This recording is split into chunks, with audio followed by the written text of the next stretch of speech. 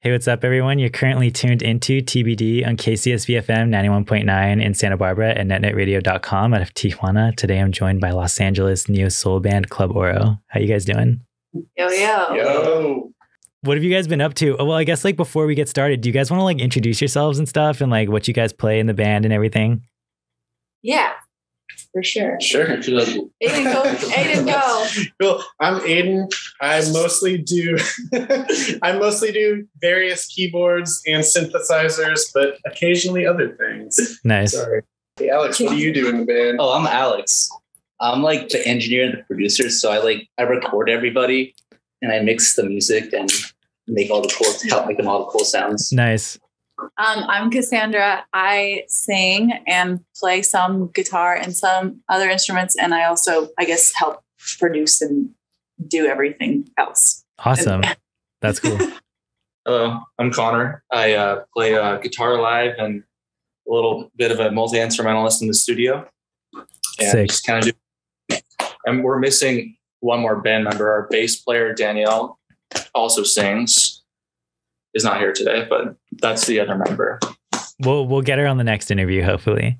Yeah, that's true. We are all like of the DIY spirit. We're all a little bit of everything. We're Jackson Hole. We're an everything pizza. That's sick. Yeah. So I guess like what have you guys been up to over like the last year? I know like I guess COVID's still kind of like weird, but like more things are happening. But what were you guys doing like before like shows and stuff were back? Like how'd the last year go for you? Oh, okay. So we right before COVID started, we were planning a festival. It was wow. Like Club Oro has like curated a lot of house shows here at our spot in we call it Croc Castle. Yeah. So we were planning on doing our first festival at 1720, and we were like probably like 30% done planning it and working with the venue. And then March, and then everything got weird and that just didn't happen. So we were like, okay, I guess we're going to do more like in the house stuff again, but like no one's invited. Yeah. So me and Connor and Alex were recording some music, and then like Aiden and Danny weren't here for like the first couple months. So we were doing like remote improv like songs. That's kind of sick. Make stuff up and then record ourselves playing it. And then Danny and Aiden would like send us videos of them playing their ideas over the pieces. And we usually only do like one version. We wouldn't like do multiple, like we wouldn't like say, oh, that's not good. Like record something new. We just like, okay, this is what you got. And then we would just like smash it all together in iMovie, which is like the dinosaur movie editor app. Yeah. And then we would just put it up online because that was the only way to connect with people that whole time. So where were you putting these up? On Instagram. Oh, really? That's actually really cool. Are they still on your Instagram? They are. And we're very proud of that series. We called it Improv Series, and we eventually got really into building like little sets because our friend Brooke, who also lives here, would help me like construct these like kind of like art installation concepts backdrop. Gosh, it was just like we were just so bored inside. Yeah. So we were just with so many things to do and to fill our time with. And yeah, I think all the while we were also thinking about making an EP, but we scrapped a lot of stuff because it was just the era of uncertainty and nobody felt confident. Yeah. But we put out a lot of singles, didn't we? We put out 3 last year. No, 3 this year and then 1 last year. Yeah. Yeah. That's cool. That came out this year. Well, what'd you say? Say that one more time. The pandemic singles. The ones we worked on. Yeah. So it was like casually prolific. Yeah, that's actually really cool. That's something I want to talk about in like a little bit as well. Just like the stuff that you guys released. And, like I saw a bunch of your videos too. Also the ones you put on YouTube, which I want to chat a little bit about later on. But yeah, that's really cool. That's awesome. I'm glad you guys were able to like stay productive a little bit in terms of music. I don't know. Did you guys like pick up any hobbies or anything? Any like weird stuff going on otherwise, like outside of music? Yeah. Countless hobbies. Wait, no. Alex and I just looked at each other because both of us picked up the stupidest thing. We're alcoholics now. going to talk about the virtual betting thing. That works too. Oh my God. Wait, We please get talk about heathens. that. Yeah, talk about it. What's the virtual betting thing? Well, both him and I were watching a lot of basketball at the time, and we wanted to like bet our money on games. And Yeah. the little stuff, but we found out that sports betting is illegal in California. Really? So we got so into like the idea of it that we ended up like betting virtual money. What do you mean, like virtual, like Bitcoin or something, or what? They Like, give you like a pot every like week, and you can just bet this money on games, and you don't lose money, you don't win money. It's just fake. it's just virtual. Yeah, Chips. pretty They aren't much. worth anything. It's like Neopets for adults. Yeah, that's kind of sick, actually, dude. And so every day we just like look at every game, Yeah. like figure out like we would look at stats. Like it was really dumb, but It was fun. yeah, it was great. Nah, that's cool. Is that like fantasy basketball or something? Isn't that a thing? Did you guys do That's that at all? It's a little bit different. Okay.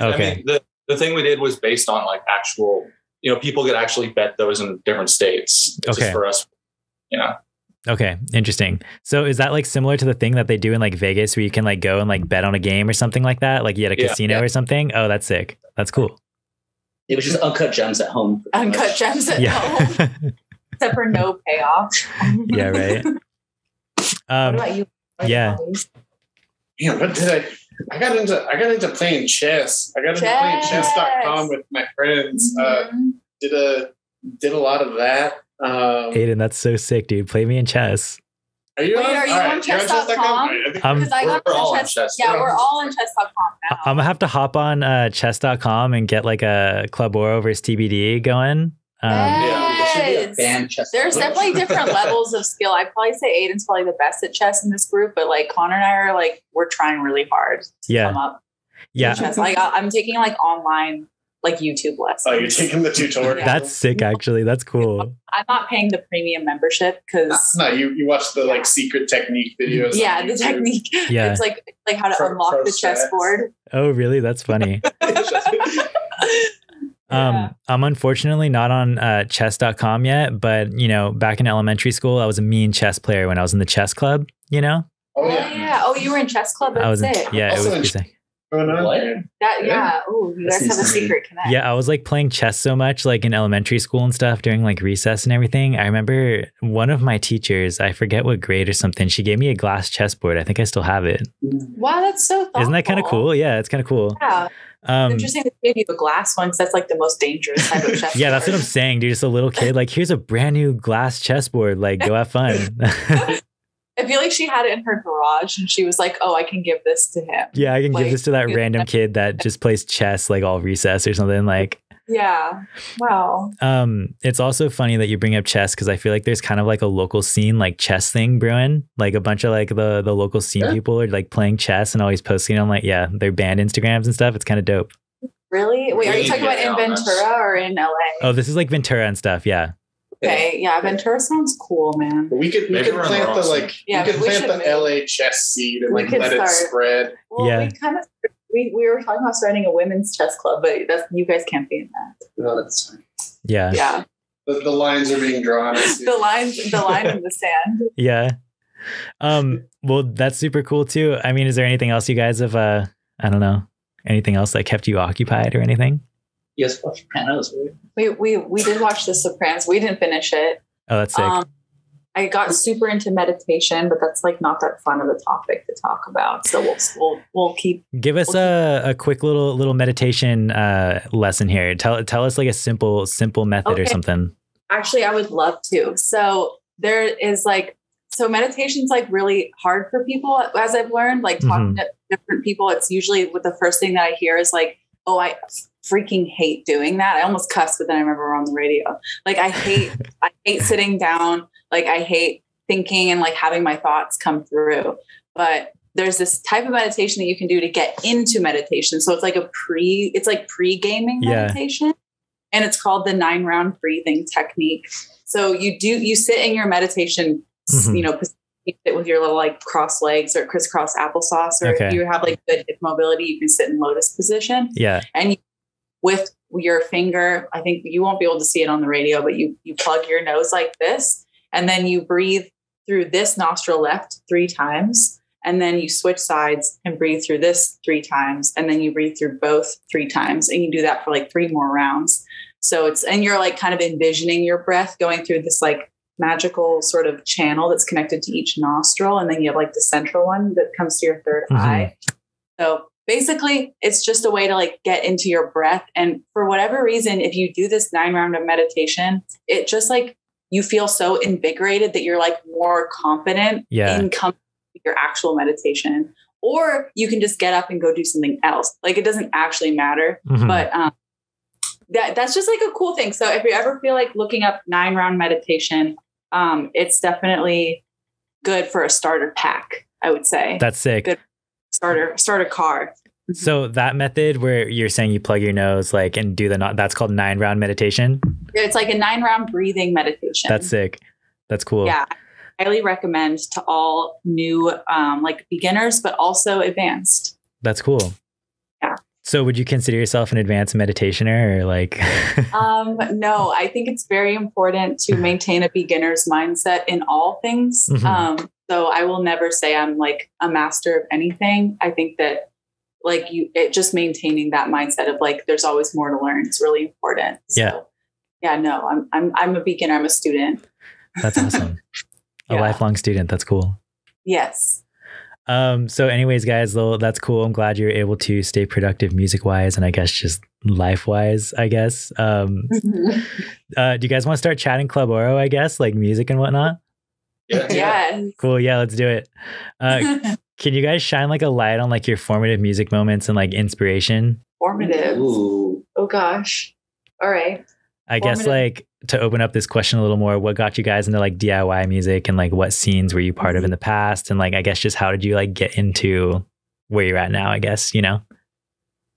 Well, I feel like the formative moment for us as a unified group was us 3 meeting in a studio. So Connor and I are brother and sister, so we've always known each other. However, like I didn't meet Alex and Aiden until I started working at King Size, which is like a recording studio in Eagle Rock. Not really working. I was like learning, basically just like wrapping cables and getting yelled at. But like we met, and like kind of the perk of working or interning there, the only perk I would say was like we'd be able to use the studios after hours. Yeah. So we were all really motivated to like create music as much as we could in that time period, which is usually late at night. So Alex and I became friends through a mutual friend, and Aiden and I met because we had a similar shift, I think. And we were just all interested in similar music. We were all kind of into like just weirder stuff. Like UMO. Yeah, we were like into Unknown Mortal Orchestra. That's like, cool. I mean, we all like everything, like all like classic music and, you know, modern jazz, whatever. Like we like everything, but we were just chads, you know, we were always like joking around and like just enjoying our time together. So we started making music, and we realized we had a very good sort of thread that kind of like put us all together. And Connor was like with us too, because he would just come hang when the after hours commenced. Yeah. So we are very much like an after hours band. We are like the lounge lizards. But we weren't the lizards. We're actually more like the studio cockroaches, which were, but we were like the literal cockroaches. We were not the non-literal cockroaches. So cool. Yeah, we had a lot of fun, and that was very formative, I would say, like the literal. And like, I mean, our music taste is always evolving and changing. So I think we love to argue and debate, which is like kind of a primary energy source for us all. It's like skepticism and debate. Yeah. So that I don't know, as far as influences go, that seems to shift quite a bit, I would say. Yeah. But you know, we're students of all forms of music. We've been watching the Beatles documentary lately. I've actually been wanting to see that. Relatable. Do you guys recommend it? Yeah. It's so stressful. Yeah. Yeah. Everybody's talking about that one scene. Was it with Paul McCartney that everybody's saying is like really sad or like hard to watch or something? I don't know. We haven't got alert. It's really long. I mean, there's one where he fights with like George a little bit, and that's kind of like, it's not sad. It's just more like Passive aggressive. Passive. I see. It's not sad. It's just passive aggressive. Yeah. Which is worse. which makes me sad. Yeah. But yeah, you can learn a lot about like just how human the Beatles are from watching that. They're just like us. They're just like us. Yeah. They're just like the Beatles. You know, just like as we are studio cockroaches. Yeah, I'm gonna have to check that out. I guess so. Were you guys in like any past projects or anything before Club Oro? Or was this like your guys' like first band? Well, definitely not. Well, Aiden, you were in quite a number of things. Yeah, I had a couple of other a good friend of mine. We did over the years like various like one-off, like one show and one show only sort of like duo performances of like, you know, write some songs that were kind of like come and gone. Yeah. I played drums for Sprain for a while, who, you know, they are awesome. The new material they have going that I saw at that show you put on. Yeah. It's really cool. So I played with them for a while, but this is like the band for me that's had the most longevity that I've been with for the longest time. We actually met our bassist Danny when she was performing in another band at one of her house shows. Mm-hmm. Oh, sick. What was her band? Oh, sorry. Yeah, and she also played in a band called Dabble. Okay. Was big in the scene for a while. Oh, yeah. Yeah. Yeah. Can you guys like tell me a little bit more about like, I guess like your scene or whatever? Like, I know there's like a ton of different stuff going on in like LA and whatnot. Yeah. I would say that we are not really in a scene. I think that we've played a lot of different shows, like, but we're primarily our own scene. I think that's why we started a house show fit within our own space, is because we didn't feel like we necessarily fit into anything that was going on in LA.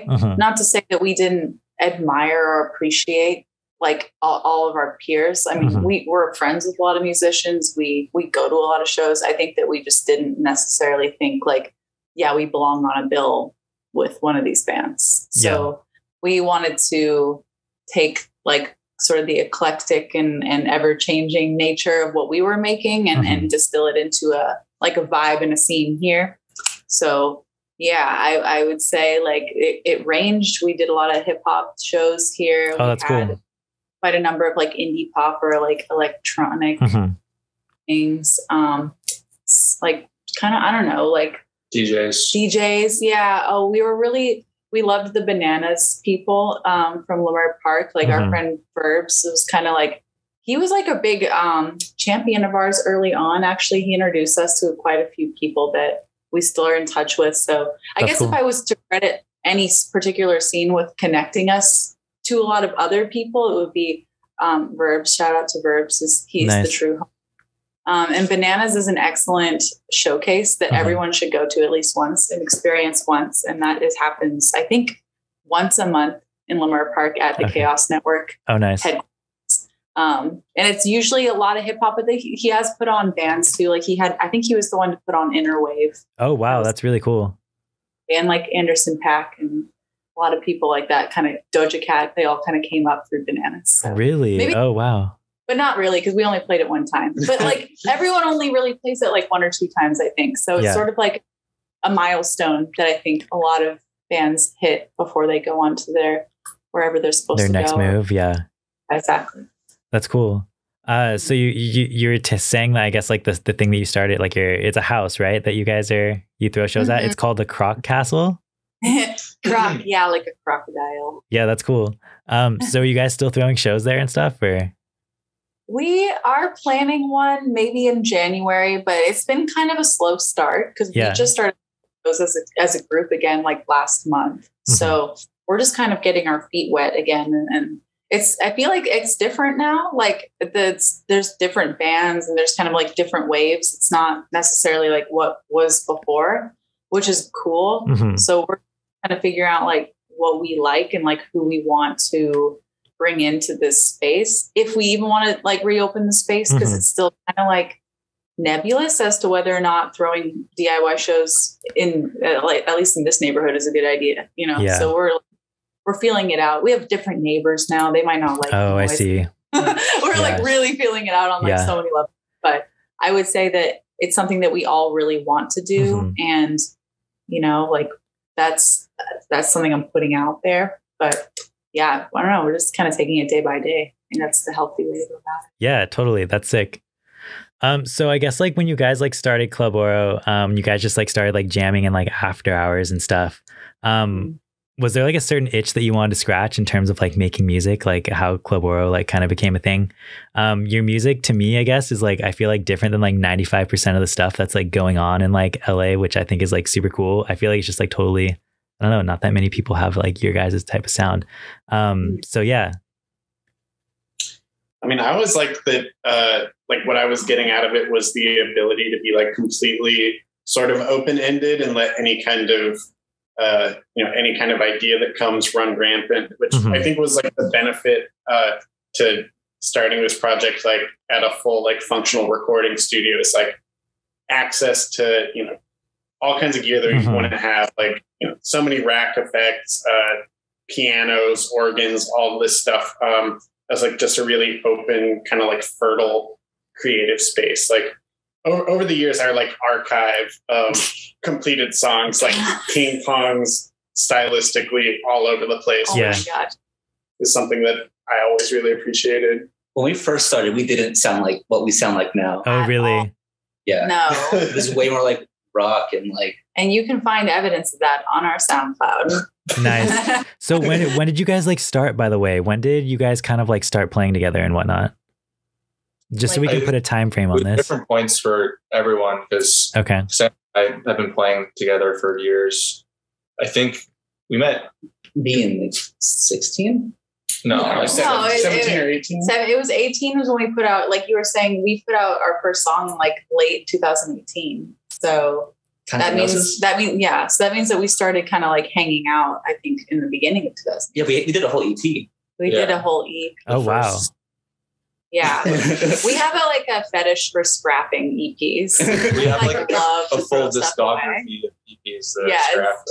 It'll be like the White Album where one day like it'll just get like like we're all going to be upset and we're going to put it together. Yeah. like track long. Yeah. And we're all going to just like break up. Yeah. Okay, so I guess like let's talk about like your singles and stuff. I believe like in 2021 you released like 3 or something like that. Like Sorry, Fudge, and Silent Movie, right? Yeah. Big year. Big year. So I guess like I don't know, just tell me about these singles. Like what direction were you going with these? Were these different like what you were doing from what you were doing, I guess, like pre-2021? Oh yeah. Oh yeah. Oh yeah. Connor, you wanna? Yeah, I mean, earlier how we referenced our little improv thing, so we did on IG. Yeah. Started actually the first one we made. Okay. And like a whole year before, right? Or yeah. It came out like a year later. That was a strange process because we had to take something that was like 15 seconds to like 40 seconds of like an idea and make it into an entire song. And we also started it at the very beginning of the shutdown. Okay. So that took us like a year. It took us quite a while to finish Sorry, but we had a good time. Yeah. That's cool. Yeah. What about, what's the second one? Fudge. Oh yeah. Let's start off with just you two. Yeah, Fudge actually, out of the 3, it was the only non-improvised one because Silent Movie was also born out of an improv session. Yeah, that one came together like the bones of it, like one night. Yeah. And it had a horrible change in it or something when we first made it, but it was like such a bad section. But no, Fudge was cool. Fudge came together like just me and Connor had like a little session where we made like the verse and the chorus of it, which is pretty much the whole song. It's just the verse and the chorus, just loop.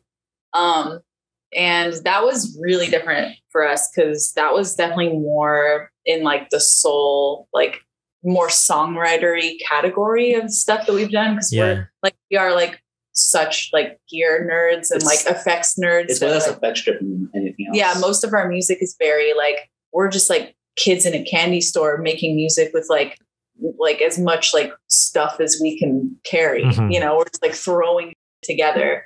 But Fudge was a little bit more intentional, and it wasn't about sounds as much as the other songs. It actually like the lyrics, so like we had to revise the lyrics like several times over, much to my disdain. Because traditionally I'm like, here are these nonsensical lyrics, use them. You know, like I was never like, oh, I want to tell a story until Fudge. That's cool. And then the turning point where I was like, oh, I actually kind of like telling a story with lyrics. Like I want to do that. So if you listen to anything pre-Fudge, you won't be able to learn anything from those songs about anything that's going on. Like Cavities is like, no one knows what that song is about, but it sounds cool.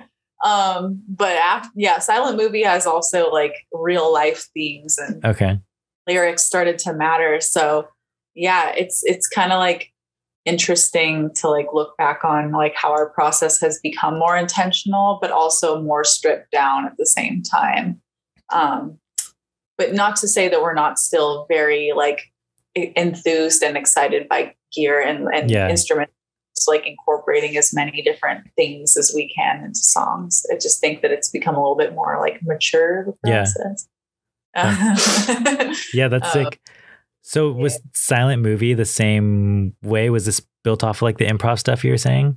Mm-hmm. Okay. But it never posted, right? Yeah, it wasn't like posted into a video. It was just kind of a session between the four of us that was a little chaotic and was kind of born out of that process. It was the same ethos. Yeah, that's sick. So are you guys going to keep moving in like this direction? Like, I guess from what your current singles were, like, are you guys going to put out like an album or are you going to scrap another EP of this stuff? Well, should have revealed that information. the scrap ethic. I think like it's a really important next step for us to put out a project that's more than one song in length. I think to me it's hard because every song feels like a project. Like we spend so much time on songs. Like I feel like I don't know how other bands or other artists do things. I mean, I have like an idea, but like it takes us forever to make a song. And like, I don't know, man, like making an EP, like we were just talking about it before we signed on this Zoom. Yeah.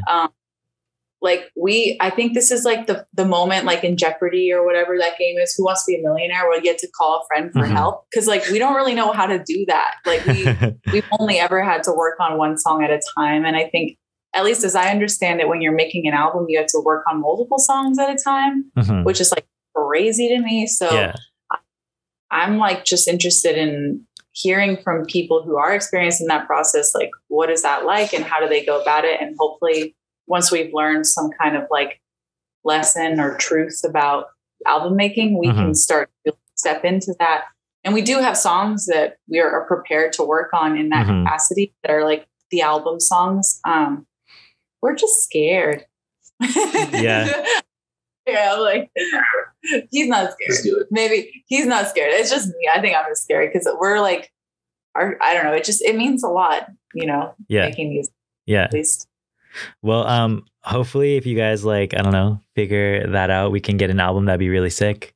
Yeah. We'll get one. Yeah. We'll just to you, for you. Oh, heck yeah. Yeah, you can have it. Hell yeah. So you guys also have like a ton of music videos, which, popped up recently.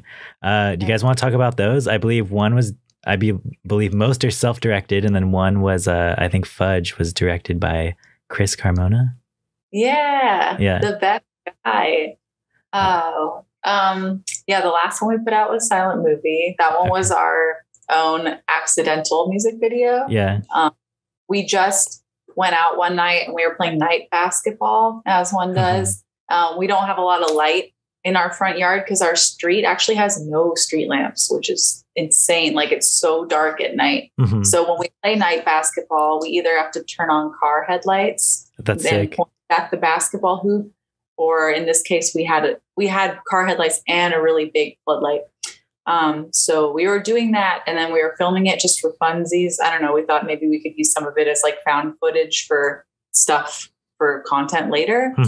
But then the next day I was going through this footage and I was like, damn, like we have enough for almost a whole song. Yeah. And we ended up going out a couple more nights after that and making more. And then Silent Movie was made, which was really fun. The time before that was with Chris. Yeah. Chris Carmona. He's like the best director. Everyone should work with him. He's got like infinity patience, and he like rides around on this little like, what's it called? That's an industry secret. Industry secret. What's it called? It's a hoverboard. Yeah, it's a hoverboard. It's That's so sick. cool. Like, film stuff on a hoverboard. I just thought that was special. Yeah, that's cool. Yeah. But he brought his whole crew and we filmed the video in our house, but we actually built this set inside of the house. So we built set walls. Oh, nice. Which were really, oh God, such a difficult time to make and paint them because they were so tall. We had to like make them as tall as our ceiling. Yeah. So our friends Cody and Brooke were like instrumental because they are both super handy and they like built all these set walls. And then we constructed this like David Lynch inspired waiting room inside of our living room. Oh, wow. Because we wanted to make this like purgatory type room. Yeah. Video concept. And the video concept ended up being like crazy and like was so hard to communicate in such a short length of time. But honestly, like Chris and like the whole team did such an amazing job of like trying to pull all of our like crazy ideas together that actually kind of worked in like this interesting way that was unexpected, even though it could have been a whole movie, you know, like the was so much footage. There's so many like concepts, like in subtext. It took us a while to figure it all out. Yeah. I just like, I don't know. David Lynch is like such a huge inspiration for me on so many levels. So like every time I watch like Twin Peaks or like even like Rabbits, like the like one single camera movie that he did with just the rabbits in the room. Yeah. Just like, he just like makes you feel so tense, but you're so like captivated at the same time. And I really wanted to get that into a music video, which is so weird because we did it for the most like intimate and nice and warm song. That's never made like a love, like basically like a love song or like it was like a heartache song. But then we put this like evil video. I don't know. But that's kind of like how we've always been. I feel like we want to be one thing, but that's maybe like, it's not possible to just be one thing. So you end up having these like strange juxtapositions in everything, which I think is cool about art is that that's cool. It can truth is many, you know? Yeah. That's I also think juxtaposition that I think it was somewhat intentional as well. Like Fudge was such an effort from like an art and stage design and conceptual standpoint that when we went out to make Silent Movie, we literally just started making footage with almost no concept whatsoever and no over. And it was like the polar opposite of like, I don't want to say effort, but like we still put in effort. Put in effort. But we didn't really like think it through. And it just kind of came together at the end. It was already made. That's cool. Like a documentary about it. It was like what you were up to. It's just like what you were up to. It's Fluxus. So I believe you released some with Mass Hendrix as well on YouTube. Some of your videos have like a ton of views. That's sick. All of them, right? Yeah, we only really put out videos on his channel. Besides, we've like uploaded some of our improvs to YouTube, but he's put out all of our like official videos. And yeah, he's the best, dude. Like he has a really cool channel.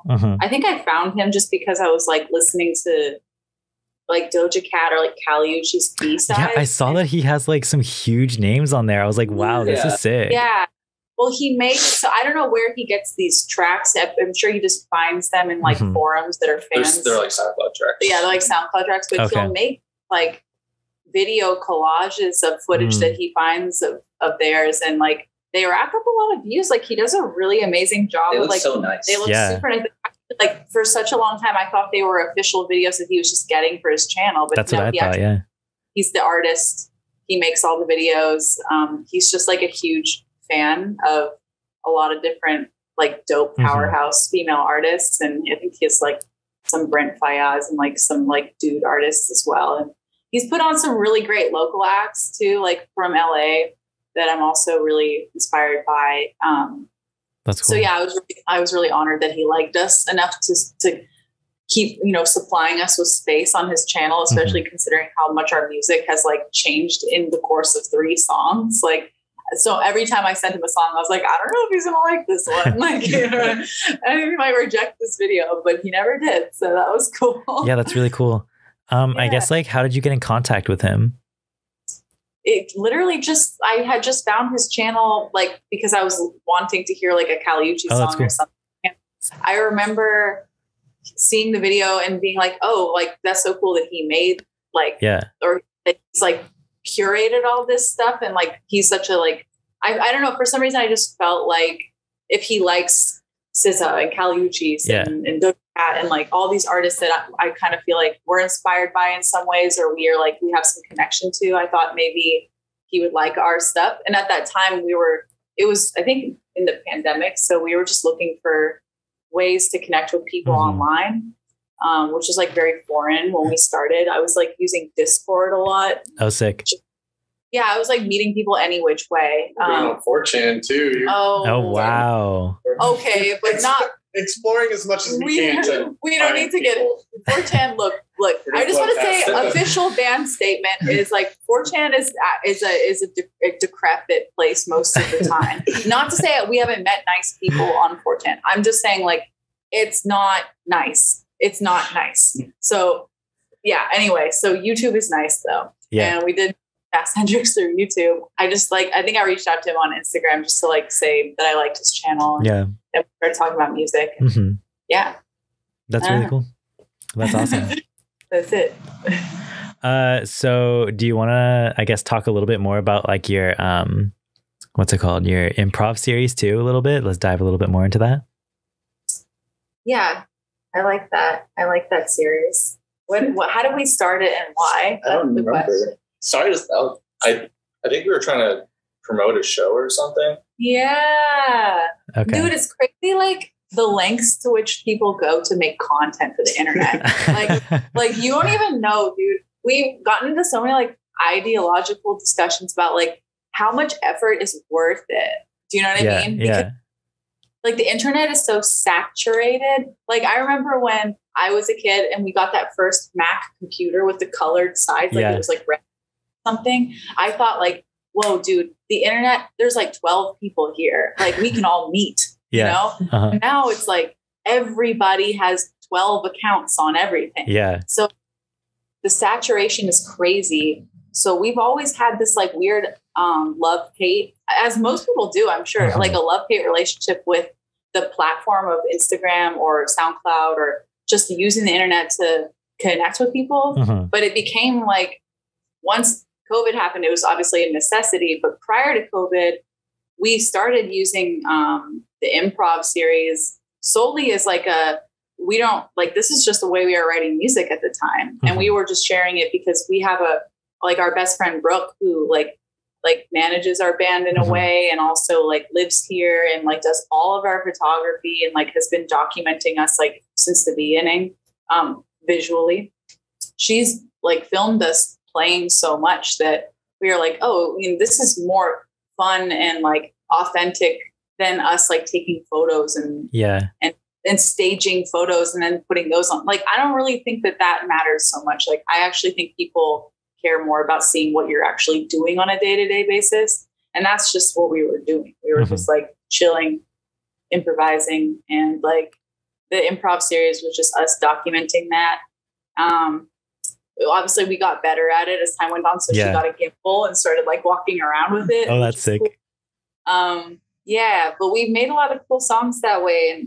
And none of us expected it to go anywhere, but we ended up, connecting with a lot of people through the improvs. And like a lot of people, like, we became friends with in real life because of improvs. It was like, I think that was kind of the way we ended up booking shows too, because oh wow, that's sick. We didn't have that much music out. Yeah. Like all. So we were just, people would just go to our Instagram page and be like, oh, these guys can make music. Like 1 minute of music. Who's to say they can't make 3 minutes of music, you know?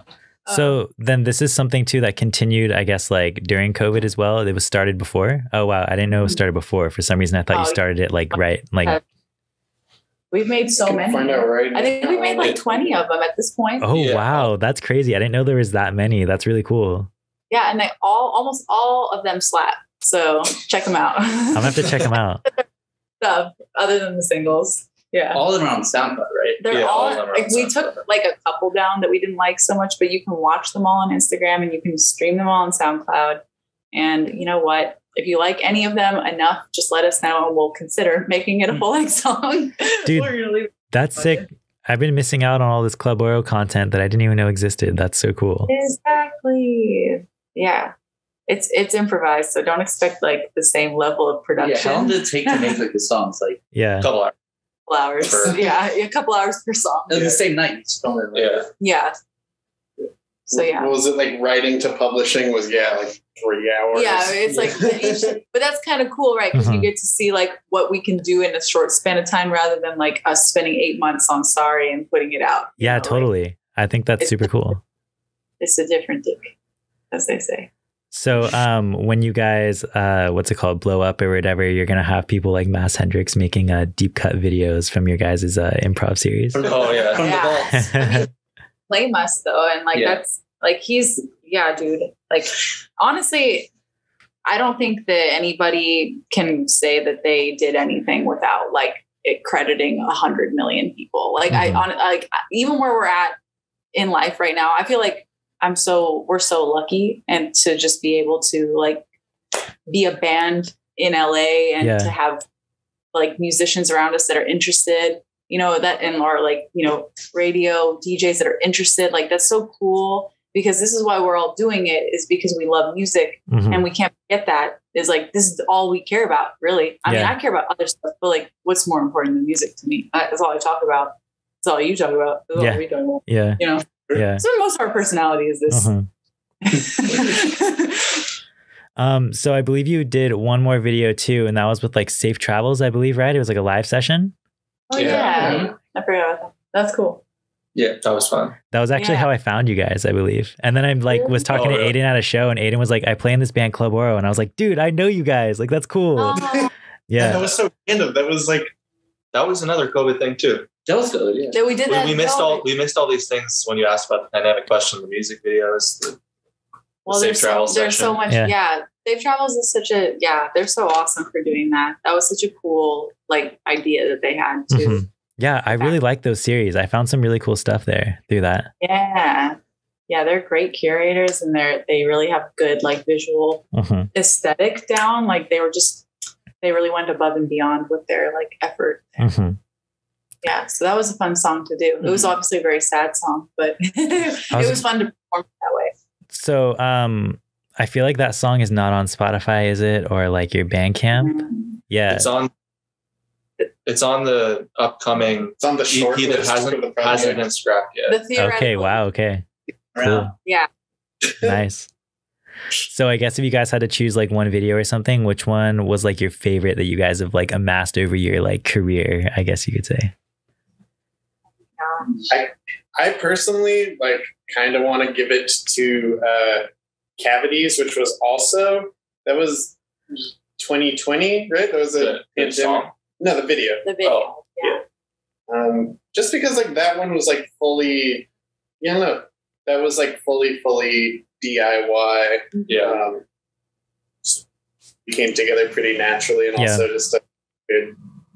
There's some crazy visuals. That one's got cool visuals, except for the throwing up part. I kind of wish we hadn't done that. Yeah. That video really was also making something out of nothing. That's cool. Yeah, I feel like we need to talk about Cavities. Do you guys want to talk about that video too a little bit more? Yeah, we love that song. We love that video. I love Cavities too. That's probably one of my favorites. I'll just be at work and Club Oro will come on. It's like Cavities, and I'm just like, hell yeah. You guys wrote that in like half an hour. Yeah, that song was almost like, that was like double improv. That was like, because usually improv takes like 3 hours, but we did that one in like 30 minutes because we had to go to a show. What are we playing? That might have been the Bananas. It might have been Bananas. Yeah, it was. No. Oh, it was when we were going to Lip Studio. Studio, maybe. Yeah. And it got delayed like an hour and a half. Oh, yeah. But yeah, no, Cavities was cool. That video, we had also no concept. We just wanted to make cool visuals. And because that song is like, it doesn't mean anything. So it's like, what could the visuals mean? You know what I mean? It's like you know what I think about when I think about Cavities, like Cocteau Twins. When I first found out that they didn't really say words in their song, that like blew my mind. Like, wait, is that real? I thought that was just a meme. Do they not actually say words? No. Like that's not a meme. Like, I'm almost positive that like Heaven or Las Vegas doesn't have lyrics. Wait, are you sure? Are you serious? I thought that was just a meme. No, I'm not wrong. Okay, maybe this wasn't a meme because I learned this in high school. That was like pre-memes.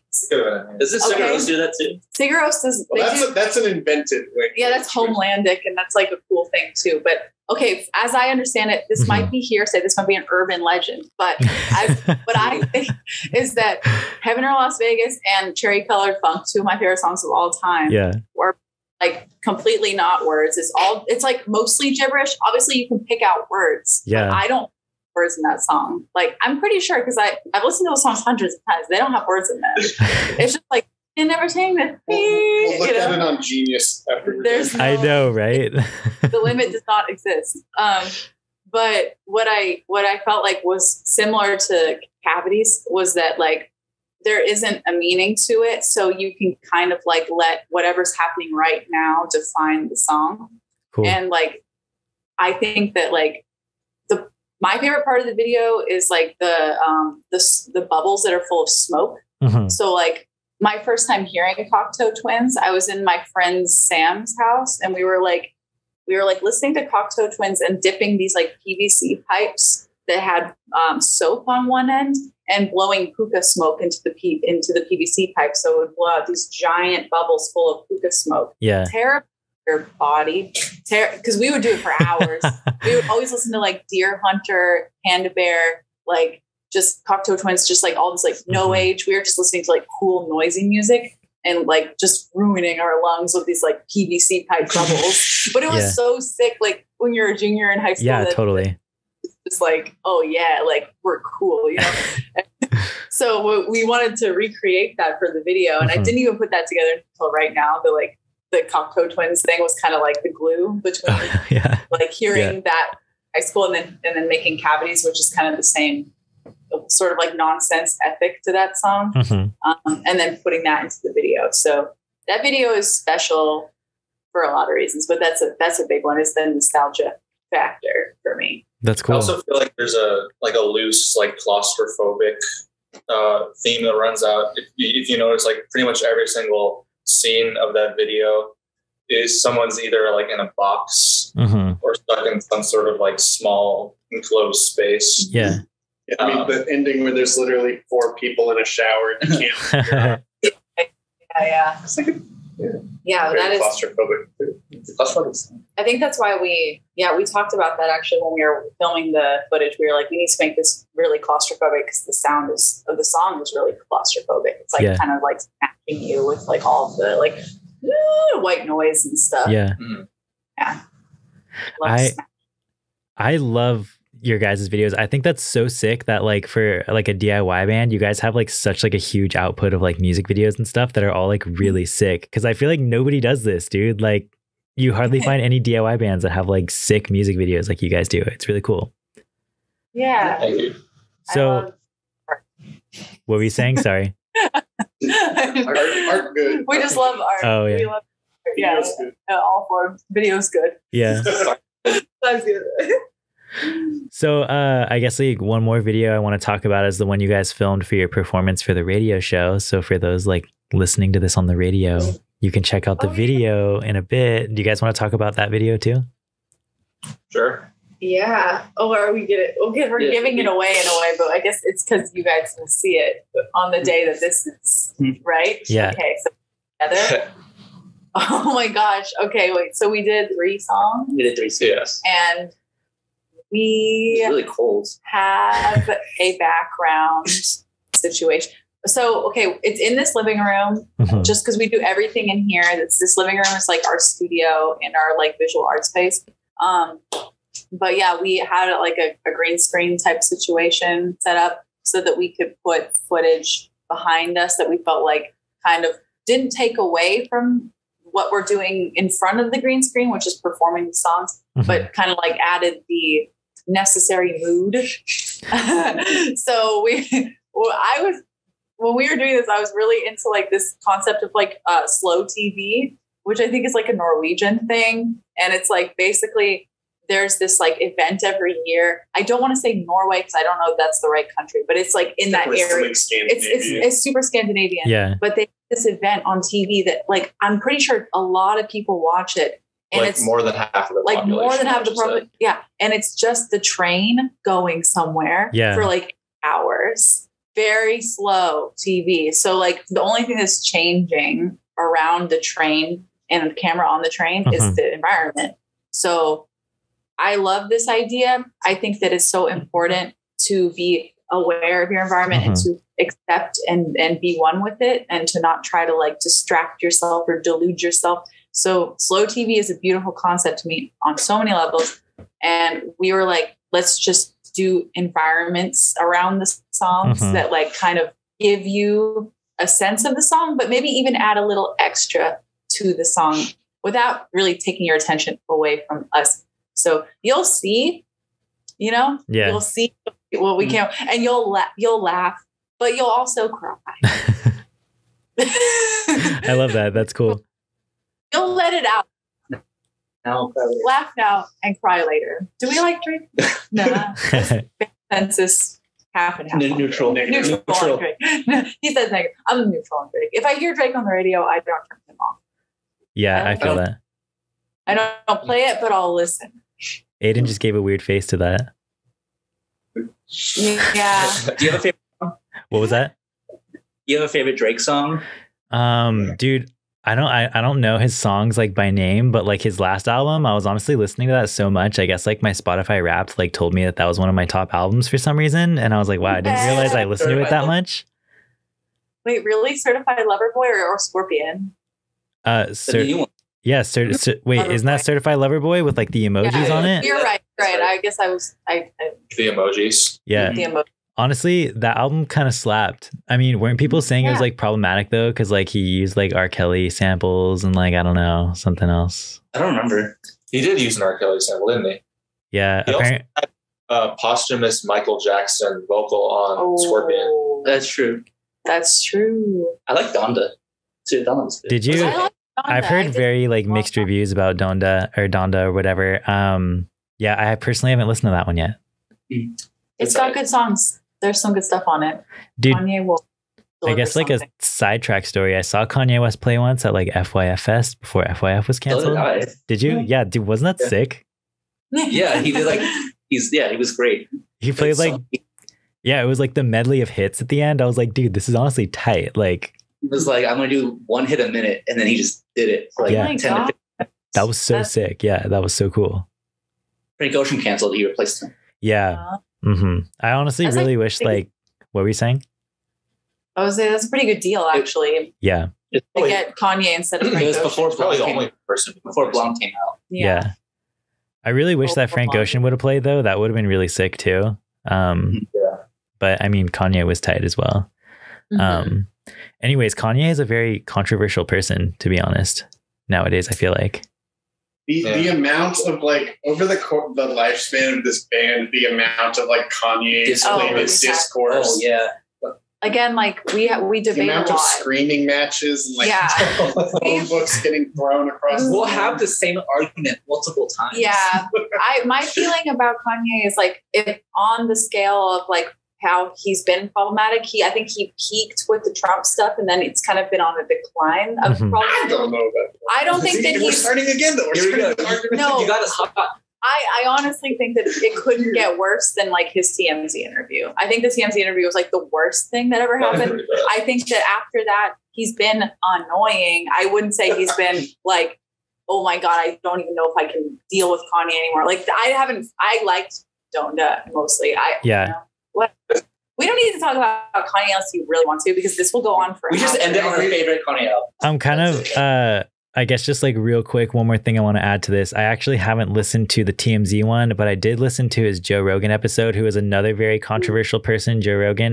But have you guys listened to his, like, I guess, interview with Joe Rogan? That just one, parts of just the clips. Dude, that one was wild too. That one was kind of like really interesting. I was like, wow, he like rambles a lot, I guess. I don't know. Yeah. I think he has so many ideas and he's just like completely unfiltered and a lot of his ideas are bad. But like, I think that's just the fact that like, if you didn't have a filter, or if I didn't have a filter, we would say so much crazy stuff. Yeah. You know? Yeah. And it's not even your fault, because we're all connected and we're all just like channeling each other in a way. No. And I think that Kanye just like, he's just channeling a lot of stuff, and like, he's just not very discerning about what comes out of his mouth. Because honestly, who's gonna comfort Kanye? No one can really. Yeah. He's brilliant. You know? You can't really stop the man. You can't stop the man. Well, newly single. Newly single. Yeah. Yeah. Who's he gonna go for now? So apparently Kanye bought a bunch of property over here, sort of where I live, in Moore Park. Oh wow. In like the farm area of Moore Park, and he's gonna build like a private school specifically to like, I don't know, get kids into like D1 basketball or something like that. Okay. Yeah, that's a thing that's happening apparently. Is it like is it a Bible school? Is it like a Christian honestly Bible school? Don't remember if it's going to be a Christian school or not, but I know that that was the talk of the town for a little bit. Like, oh my God, Kanye is going to build like a big old like high school over here, and like. Yeah. Doesn't he want to own like an entire like neighborhood? Maybe. So, like an entire like community? Yeah. I feel like he's going to go towards like LDS Church does in a way. Like he's going to like want to like create a cult sort of thing. Latter-day Saints. Latter-day Saints. Latter-day Saints. That's actually really funny. LYS Church. Anyways, yeah, I guess Kanye is cool. If you're interested in Kanye, anybody that's listening, let me know like what your feelings are for Kanye. The Check phone number on Spotify. Yeah, call in 805-893-2424. Let me know what you think about Kanye. Do you think he's on Bandcamp? Bandcamp Fridays. Yeah, right. No, he's 100% net profit. Yeah. So I guess like that's all of the questions that like I have for you guys, but we have a couple listener questions. Cool. Yeah, do you guys want to jump into those? Yeah, let's go for it. Okay, these are going to be a can of worms. So this one, the first It's gonna be me. This one says thoughts on mushrooms. Really? Someone asked us that? Which kind? Wait, do we get to know what? Wait, what? Who asked them? Or is it anonymous? Is this an anonymous? This question? is anonymous. Yes. Oh my God! Wait, what's the question? It's thoughts on mushrooms. Okay, but What type of mushroom? I guess it could be any mushrooms. I don't know. Yeah, wait, Connor, what type of mushrooms were you thinking of? Both. Brown. I mean, I'm a fan of like cooking mushrooms. He likes to cook them. Nice.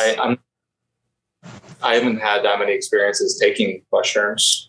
Okay, we're going down the road. Are you denouncing? No. I know a lot of people who love it.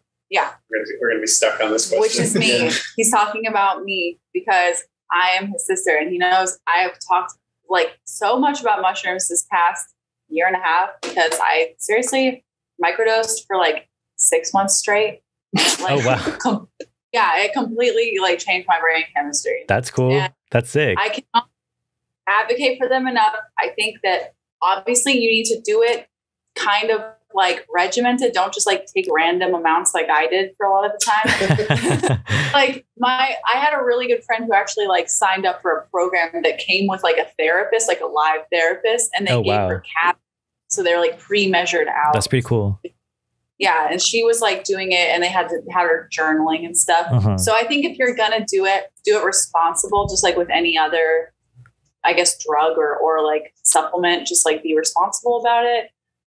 Or you can do what I did and just like experience a lot of emotions for like a long time. Mm-hmm.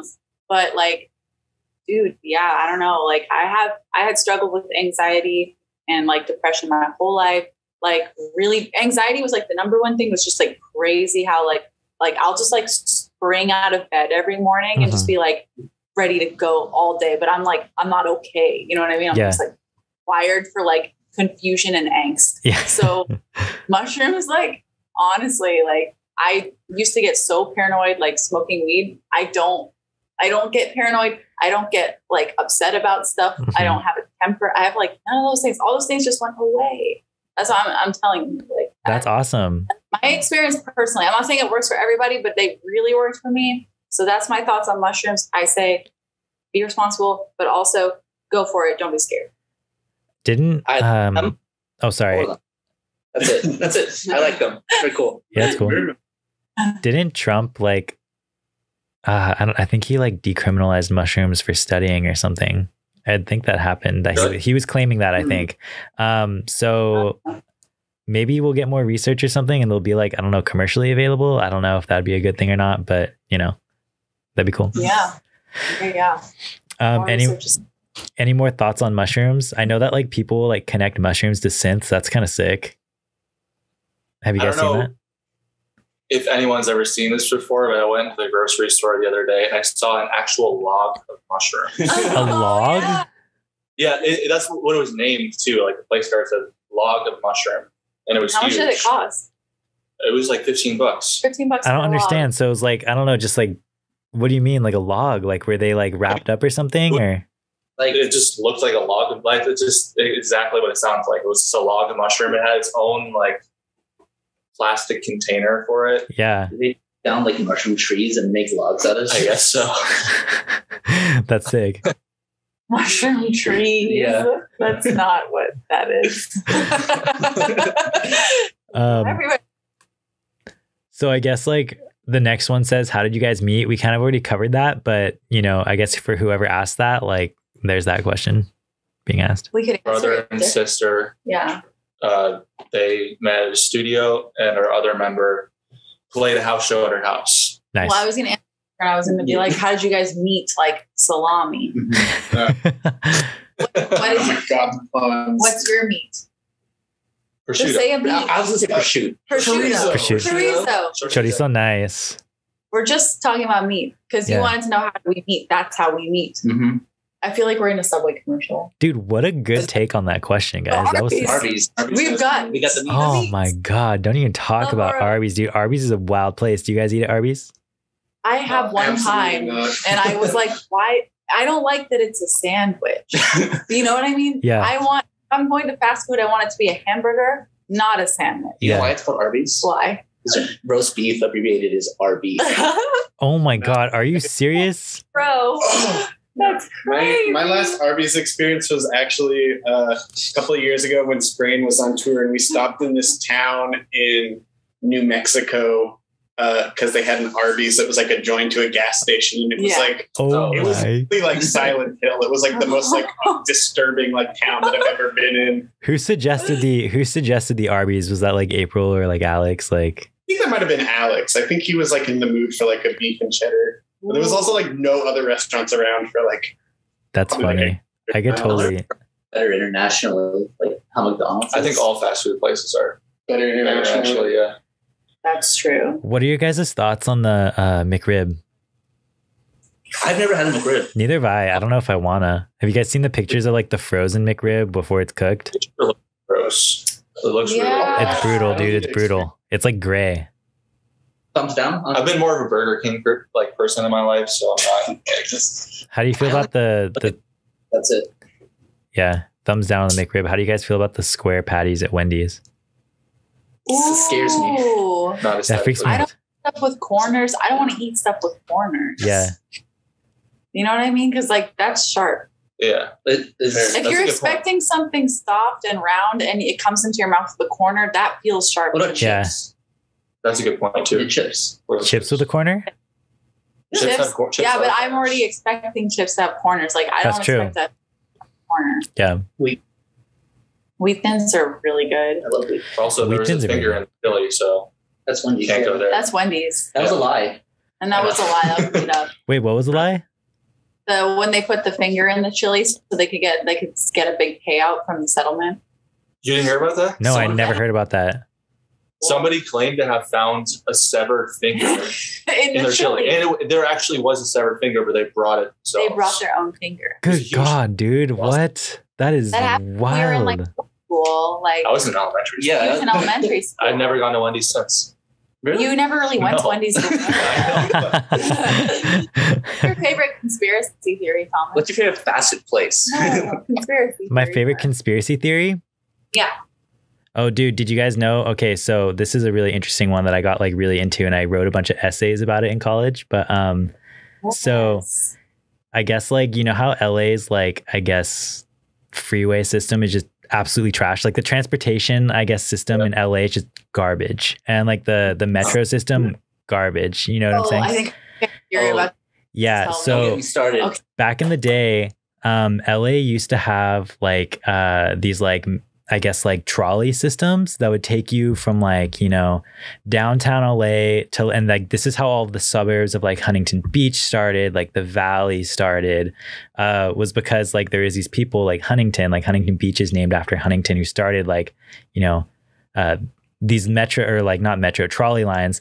And anyways, these trolley lines could literally take you anywhere, like even up into the San Gabriel Mountains, so people could like experience the snow. And this started like a bunch of the beach communities. And anyways, people say that like when Ford Motor Company started to become more of a thing, and like, you know, when Ford had like a ton of money, they said that they bought out the metro, or not metro, the trolley system, and kind of like killed it. And that's why like, you know, and then so they like replaced it with like buses, you know, so they could sell like bus motors and stuff like that. And so they say that that's why like LA's like transit system is so terrible, because they like designed it for cars early on, and that's why like a lot of like the streets in LA are really small.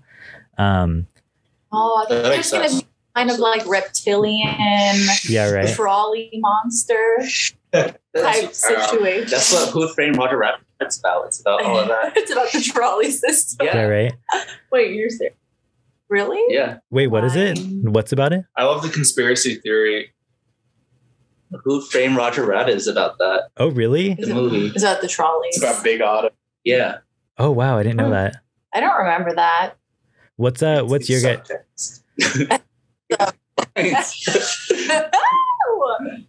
What's your favorite one? Oh, I like the one where pigeons are actually like cameras or like Yeah. That's all systems. birds. Yeah, birds are not real, dude. Birds aren't real. There's a website called Birds aren't real. I love the 5G stuff the most, but that's just Dude. Wyoming doesn't exist. Wyoming doesn't exist. It's a good one too. Dude, I hope that answers your question about how we met. yeah. Dude, in Santa Barbara, there's like a big old like 5G like group, like or like anti 5G, saying that like a bunch of the cancer rates are up and stuff because of 5G. You can look it up, 5gsantabarbara.com or something like that. But when I was doing news at KCSB, like someone came up to me and was like, "Hey, I think you should write about the 5G situation. You should do a story on 5G." And interview like the 5G lady or something in charge of it. And I was like, I'll take a look. And this is before I knew what that conspiracy theory was. And I was just like, oh my God, there's people that literally believe this right now, you know? Yeah. They thought like the vaccine had 5G like molecules or something in it so that they could control you from the cell phone towers. That's sick, dude. That's pretty cool. They're like, yeah. This is me now. Ooh, I'm gonna go to AT&T and buy another phone. Buy Microsoft products. Yeah, right. Aiden back there, what's your favorite conspiracy theory? We should probably move on from this, but anyways. Yeah, let's make this quick. I like the one that like weather events are manipulated by the government for non-disclosed reasons. That's a dope one. You know, the government can like make it snow or make it rain like at whim for why? I don't know. I associate that one too with like the fluoride in the water one. You know what I'm saying? There's fluoride in the water. Yeah. That just reminded me of the last one that we should say before we move on. It's so short. It's so short that like under the 405, like a section of the 405 freeway, there's like an ancient Egyptian civilization that got buried. Yeah, that's sick. And I saw this one on Twitter, but it's really funny. And I was like, about that too. Yeah, I was like, oh, okay. Like LA is actually ancient Egypt. Yeah. So yeah. Does that explain why the 405 is just absolutely fucked and just like the worst? That's what they're saying. The 405 is so bad and there's so many accidents because there's like angry spirits controlling the vibe of the freeway. That's good because I think that's gonna like I don't know, change my perspective when I'm just pissed when it takes me literally like 2 hours to get from Ventura County to I don't know, Hawthorne where my girlfriend lives. You know, it's like that's rough, dude. Oh my God, don't even get me started on the 405. God, yeah, it's rough. Take it out on ancient Egypt. Yeah, dude. Anyways, we should move on from that. I could keep going. Anyways, So this one says, tell me something weird. Really? I feel like that whole last conversation was kind of that, but like, you know. My mom put this one down. Tell me something weird. We should make a weird song. Well, okay, what isn't weird is a better question. Okay, here's something weird. Bananas are technically berries because they have seeds. Oh my God, that is such a good one. Thank you. That was sick. Bananas are technically berries. Also, cashews are they're grown in an apple. They're called cashew apples. So that's how they're harvested. They're harvested in apples, and the apple part is toxic. Yeah. Wow. It's true about cashews. What else do we know about anything in the world? I think those are like the two things that we know. Yeah, that's it. Oh, I know a lot about possums. I could talk about possums. Oh, tell me a quick fact about possums.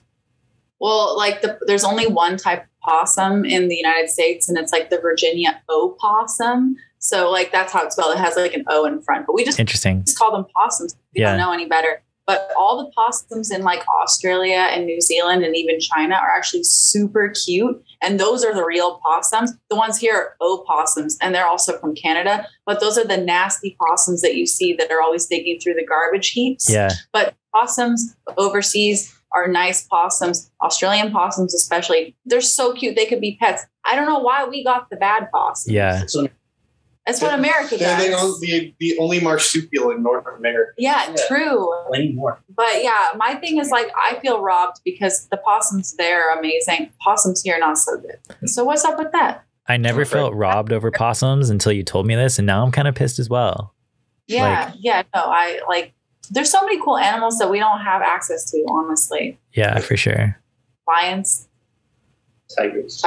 Bears. Well, we have those. Yeah. We have bears. We have bears. That's weird. This next one says, favorite place to get dessert, and what do you get? Ooh. Oh my God. This is going to be controversial. I used to get like pie at a Coral Cafe all the time. That's a fun trip. Nice. That's an outing. Coral Cafe is where? Burbank. It's a 24-hour diner. Oh, really? I'm going to have to check that out. Yeah, shouts out to Burbank. I recommend lots of going there at like 3 a.m. after a show. Yeah. Nice. So getting pie and like chicken tenders at 3 a.m. Getting like browns. Yeah, I feel like dessert has to be a social event for me. It has to, like an ice cream social. Yeah. That's something if you got dessert, like that was it. We went to the pie hole.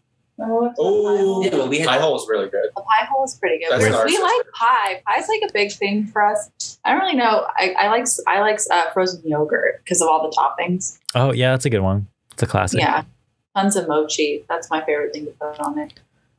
But yeah, we go to the Yoga Ert, which is like a frozen yogurt place that's all vegan. Oh wow, that's actually really cool. Yeah, it's delicious. It's very bougie, but you know, whatever. All the like vegan. It's sick. Okay, so this one says, what does your name mean? Clavora? Yeah. Oh, so I asked that. Okay, so I had a dream about a clubhouse in the trees. And like, all good clubhouses are in the trees, right? Like they're elevated. But this one actually wasn't elevated. It was sort of actually almost below the forest floor. So it's like a subterranean clubhouse, and it said club something on it, but when I woke up I couldn't remember what the word was, and I was like, oh dang. And then this was around the time that we were just noodling around with music stuff, so I don't even know that we had like a band concept yet, but I was like, that's a cool name for a band, like club something. And Connor and I are related. Our mother's maiden name is Orozco. And we were like, well, we can't really be Club Orozco because that sounds kind of long. So we tried it to Club Oro, which sounded pretty cool. And it also means gold club in English. So we were like, yes, this is like a family affair, but it's also the gold standard. That's sick. We're very humble. No, I don't mean the gold standard of music. I literally mean the gold standard, which we should never change. And I don't believe in cryptocurrency. I mean, isn't the U.S. not even, or like U.S. currency not even backed by gold anymore? Yeah, that's true. We should just go back to gold. True. Yeah, we should. Doubloons? Yeah. Doubloons. I want like a stack of coins. I want a stack of coins. Yeah, right. Cool. to me. That's Heavy really stuff. Yeah. That's awesome. That's actually a really cool concept, I guess. I don't know. The way you came up with your name, that's cool. I love that. Dreams is how we come up with a lot of stuff. I mean, we all do. We all dream. Yeah. What was your most recent dream? Oh,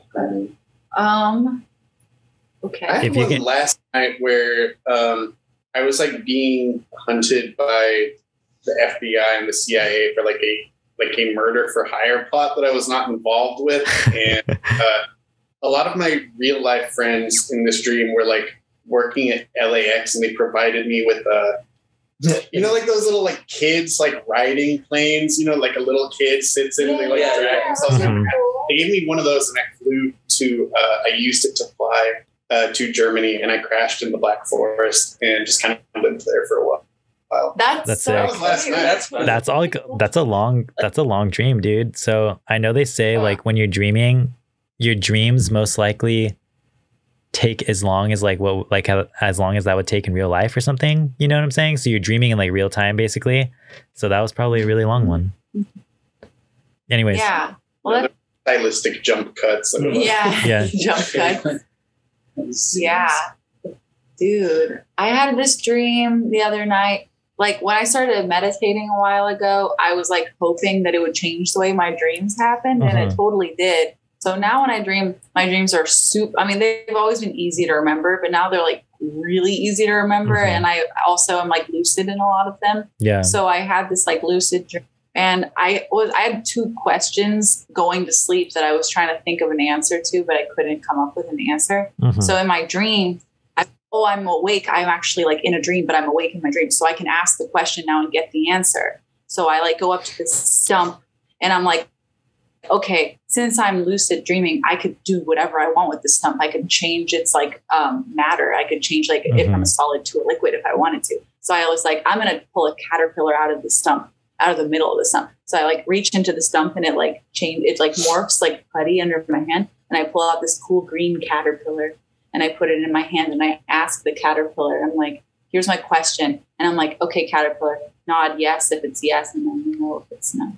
And I ask the caterpillar and it nods yes. And I'm like, cool, thanks. And I'm carrying the caterpillar and I look in the sky and it's like a thunderstorm. And I'm like, okay, sky, if it's yes, do a lightning bolt on this side. And if it's no, do a lightning bolt on that side. And I asked the question. And this question was very important to me. I can't tell you what it is because it's kind of personal, but I really wanted to know the answer. And this guy was so annoying. This guy lightning bolts on both sides. So it was yes and no. But that's so funny to me because it's, oh my God, my dog walked into a whiteboard. Now she's here. But yeah, it was funny because I had just read this like Zen koan earlier in the day that was the whole moral of it, the dharma of it was that truth is one, truth is many. So in life, questions can have multiple answers that seem like they're counter to one another, but they're actually both valid. So it was a frustrating dream, but it was actually also a good lesson. Dude. What a great dream. Wow. Yeah, it was cool. That's cool. Get out of the way. I got her. Okay. I guess any more dreams that anybody wants to mention before we move on? World peace. Hell yeah, that's a good dream. Yeah. I had a really weird dream last night that I remember bits and pieces of, where I think there was some guy, like we were in this massive hotel for some reason, and everybody was kind of living in this hotel, or maybe it was just a massive building or something of like apartments or something. But anyways, there was like a few people that were like organizing to like, I don't know, just kill off a bunch of people, like strategic people or something like that. You know, it was like weird, and like people knew it was happening, but like nobody was saying anything because they felt like hopeless. Like, oh, there's no way we're going to be able to avoid this. And so I remember like running, like, I don't know, back and forth, like trying to figure out with some people, like, all right, dude, how can we just like tell people that this is going to happen? They're like, no, you can't tell anybody that this is going to happen, because if you tell like some kind of authority or like, I don't know, somebody that can stop it, they also might be part of this like elite group that like will rat you out and they'll kill you too. And so everybody was just trying to like stay like, I don't know, complacent while this is going down so they don't die too. But then you're also like, they're just like selecting random people to like, I don't know. It was really weird.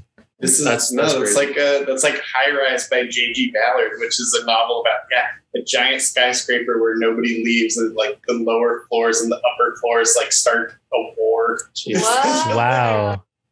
That sounds like a good book. Yeah, that honestly does something. Or do you read like a lot of news? Do I read a lot of news?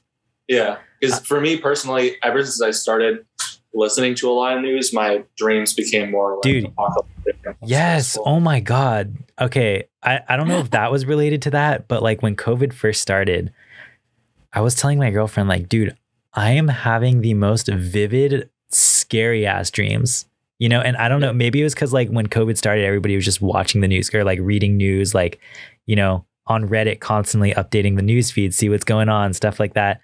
And I don't know. Yeah, no, I know what you're saying. If I like am like into the news for whatever reason or just reading articles or something, they definitely influence my dreams.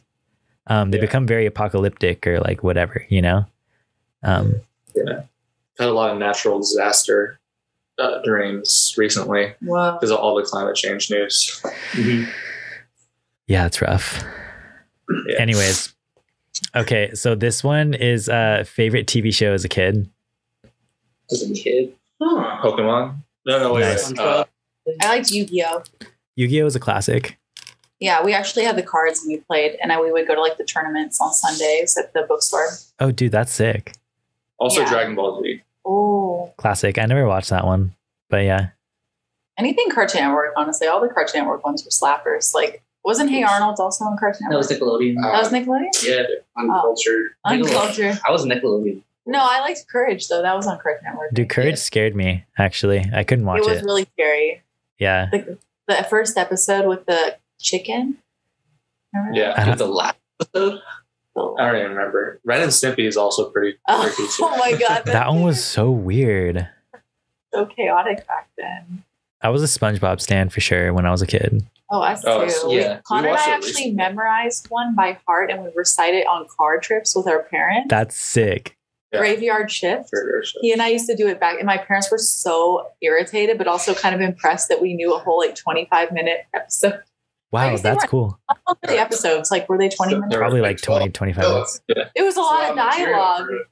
I can't stay out here all night. I've got a light. There's a video on YouTube of a kid reciting the entire SpongeBob movie. Really? Oh, wait, that's so funny. That's dope. I relate. Okay, this next one says, do you guys have plans to tour? Well, I mean, what do plans mean? Like, The short answer is no, but we want to. yeah, like we want to. I think it's just like we just had COVID for 2 years, man. Slow down. Yeah. You know, like we're independent. We're like just kind of like getting our socks on, and then we're gonna put on our shoes, and then we're gonna walk outside. You know? I feel. That's definitely something that I would love to do. And we have, going back to like putting on the house shows here, we've hosted like bands from out of town before. We've hosted this great band called Castle OG from Virginia when they came out here, who offered to, you know, help us out. We did a show with IGBO from New York, who is amazing. You know, so we got friends all over the place. So hopefully it's in the cards someday. Yeah. That'd be sick.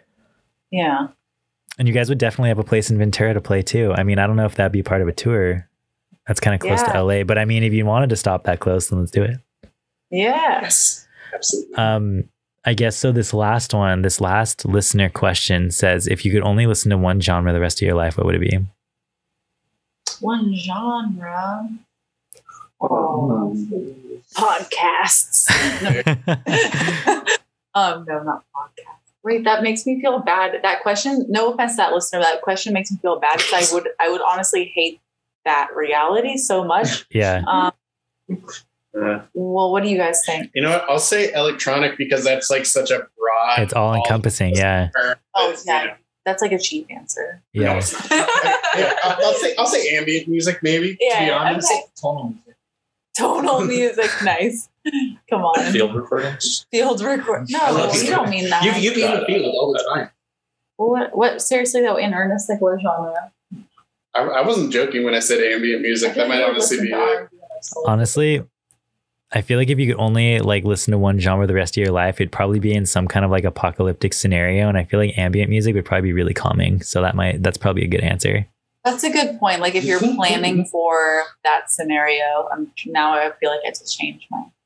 I would probably listen to everything that I was listening to in like 2011, because I feel like that was like the most like nostalgic, and like that's the time I always think of as like my best like musical taste moment. That's when sick. I was like forming my taste, and I was like listening to everything that I would grow to love as an adult. Like who was on deck in 2011? Poppin' in 2010, 2011. I don't know. I was like listening to like Deer Hunter a lot, No Age, Cocteau Twins, like I was saying. Noise pop. That's your answer. Yeah. No, I was listening. Yeah. No, I mean, Cocteau Twins were just Four Darlings. I liked old music too. I was listening to like Echo and the Bunnymen and stuff like that. Like liked like what are they? What post rock? I guess you would call Gothic it. Rock. Yeah. Yeah, Gothic rock. Loved the Brian Jonestown Massacre. I listened to so many of their albums, like rotating that stuff constantly. Honestly, rock probably. I would just listen to rock. That would be my only. Like, there's so much there. Like you go classic rock, you go like the stuff that's happening. There's indie rock. Like there's so much under that genre.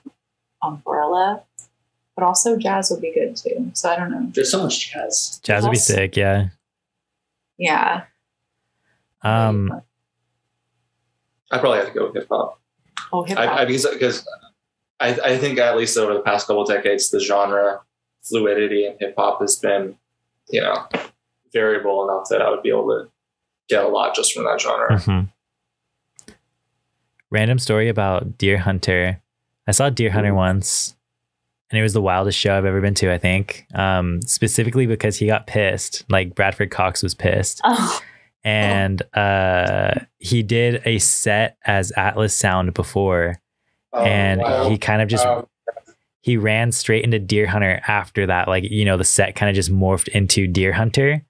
Yeah. Except he was like yelling at the sound guy and stuff. They played like 2 nights at like I forget the name of the venue in downtown LA, but anyways, like this was the second night, and he was like pissed at the sound guy, and he's just like saying like really like mean things, and then it ended up just being them like improvising, not playing like any music, which like nowadays I would have been like way more down to see that. I would have been like, hell yeah. But at the time I was like, whoa, this is really weird. And they're just like playing drones, and then they brought up some random person from the crowd and just had him put their finger on like the one key, and they just played one key until he told him to leave.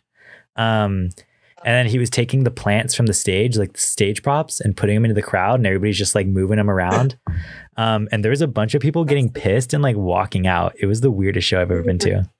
I feel like I've seen so many shows, like 30% of my live show experience growing up was people getting mad, like the artists getting mad. Yeah. Like I saw Ariel Pink at Coachella. I think you saw that legendary set. Yes. That's sick. Up singing. Yes, dude. He was like hiding underneath the table of like one of the guys that was like on the stage with him. I don't know, it was a keyboard player. I can't remember. I just remember him being under a table. Yeah. And then screaming, and like it was such a weird. I was so close to the stage too, and I was just like, "What is happening? Like, who is this weird man yelling?" Like, I didn't even really know who he was at the time, so I was just kind of like there. Yeah. And then there's other time they had this really cool festival in Monterey that I can't remember the name of now, but it was maybe First City Festival or something it was called. And they had Modest Mouse headlining that year. Yeah. And I love Modest Mouse. But dude, the lead singer, I don't remember what his name is, but that guy, he was so drunk. He was so drunk. He got up on stage, was like slurring all of his banter and like stopping songs like mid-song. And like there was this one point where he was like, okay, everybody in the audience, which was like thousands of people, like everybody in the audience, just stop talking. and of course, like, no way the whole stadium area is going to be quiet, but he was like really focused on making this happen. And since it wasn't happening, he was getting really frustrated. Oh my goodness. Like hold our breath too. It wasn't just like be quiet. It was also like be quiet and hold your breath. Dude, it was so stressful. And I feel like they just walked off stage or something because he was like not having it. Dude, I don't know. That's like the one thing of like the 2010s rock guys I don't miss. A lot of them are very temperamental people. Yeah, for sure. Yeah. No more of that. Let's not have that again. Do you guys remember those like concert series that was going down like in the summer, like at Santa Monica Pier? Yeah. I saw Ariel Pink there. I know that fool's canceled now, but like I used to really like his like music and stuff. And anyways, every experience that I've had, I guess like at the Santa Monica Pier for those shows were weird, and that I felt like the artist didn't want to be there at all. Yeah, you know what I'm saying? right? Yeah, I felt like they didn't want to be there. Like Ariel Pink, like that was just like the vibe that he was giving off. And then that's true. But I felt like once he finished the set, his set, I guess, like they were like, oh, we're paying you to be here for this long. Like you can't leave. So he walked off stage and then he comes back and he's like, well, I guess they're going to make me play for another 5 minutes. So he plays like, he played like Bright Lit Blue Skies or something, which was honestly kind of sick. But like, you know, like you could tell that he just was like mumbling into the mic. Like, I don't want to do this. You know what I'm saying? It was weird. And then Real Estate as well, they did the same thing. So they finished their set and then they come back and they literally say in the mic, they're not letting us leave, they're making us play another 10 minutes, so here you go.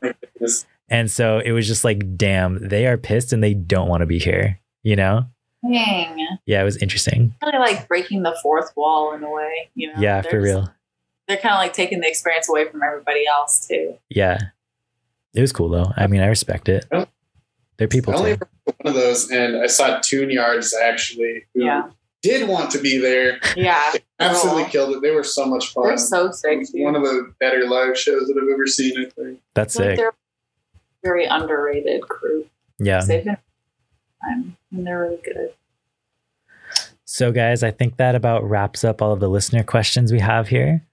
I guess before we wrap up, where can people keep up with everything Club Oro? We try pretty hard on Instagram still to keep it updated. Nice. So I'd say Club for now. I mean, follow us on Spotify because that would be nice. I think that helps us in a way. It helps because when we put out music, then you get to know that it's out. But yeah, Instagram's good, and we'll keep posting stories and stuff probably every day just to let you know what we're up to. Nice. Yeah, I dig the Club Oro Instagram presence. I think it's pretty good. For some reason, whenever I think Club Oro, I think of like this one, like you took your followers on a journey where you found this turtle. The turtle saga. Yeah. So like, I just have this like vivid memory of like just keeping up with this turtle and like you just holding this turtle or something. We were so happy. And then we found him the best home. He got like rehomed in this like beautiful pond that like some neighbors of ours had with like other turtles. It was like a Disney storybook ending. That's awesome. Yeah. I'm really happy to hear the turtle found like a really nice home. Yeah. Wallace Oro, but he'll always be an Oro to us. Nice. Shout out Wallace Oro. And if you want like other, I guess, like cool experiences and journeys to be taken on, follow the Club Oro Instagram. Heck yeah. So guys, I have one more question before we head out here. It's kind of the biggest one of the show. Are you guys ready for it? Oh my God. Let's go. Are you sure about that? Yeah. What is it? Let's do it. Okay. So a rat is going to jump into your mouth. Do you want this rat to jump into your mouth head first? Or do you want it to jump into your mouth butt first? And why? Everybody has to answer. There's hands. I'm going to say butt first because that's a hot take. I want its face in my face. No, I would rather its head be sticking out of my mouth so that it can still see what's going on. That's cool. And then figure out what to do with its body in my mouth. I'm not going to like the tail in my throat, but I'd rather the tail be in my throat than its little face be in my throat. Yeah. Not to do this, but speaking from experience as somebody who has had pet rats before, I'm going to go head first. Yeah, because they will like, gingerly, like if you have a treat in your mouth, they will like gently take the treat. And the tail is so much worse than you think it is. Like, it's so much worse. You don't want that. You don't want that. Wait, but the fact that you feed your pet rats with your mouth? I haven't done that. It's just something that they will do in the very gentle. I don't know. I don't know if I could do rat butt first either. Sorry, I'm totally interrupting your guys' answers here, but like my housemates had rats, and like the balls on those rats are honestly huge. And That's like, true. I don't know if, yeah, dude, I don't know if I could handle that either. Well, we haven't tried it. You can't really knock it until. Yeah, you can't really knock it until you try it. That's true. Try both ways to see what you prefer. Right, get a rat that's willing and consenting. Connor, what about you? What rat, head first or butt first? Am I eating this rat? This is totally up to interpretation. You can like make whatever you want of your scenario.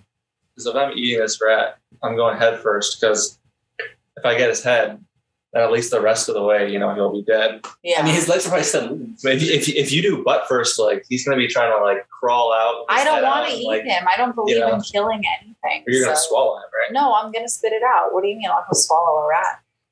Are you vegan, Cassandra?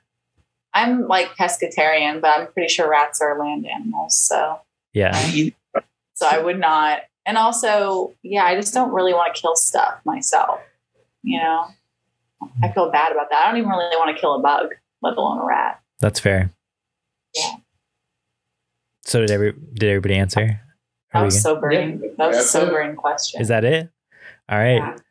There we have it, guys. Thank you for answering that. My favorite scenario that I think I've gotten that I always use is I would take the rat butt first, pet it on its head, calm it down, put it underneath my hat, and then make some ratatouille after. Well, there you go. Are you making ratatouille with the rat though? Like with his body? No, Yeah, dude, he's gonna help me cook it. He's gonna help me cook it. No, I haven't.